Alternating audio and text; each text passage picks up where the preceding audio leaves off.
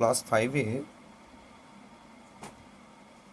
একটা অঙ্ক, স্থানীয় মানে বিস্তার করো। এই স্থানীয় মানে বিস্তার কিভাবে আমরা করতে পারি? আমরা যদি দশমিক বিন্দুর বাম দিকে যাই তাহলে একক, দশক, শতক, হাজার করে যাব।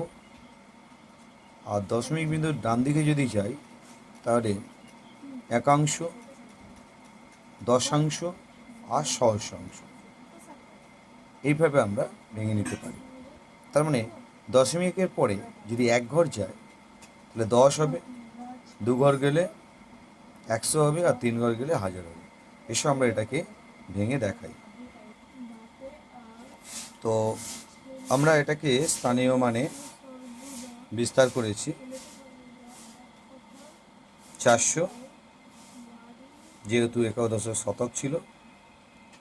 40 একক, দশক, সেই জন্য 40, যেহেতু এককের ঘরে সেই জন্য 9।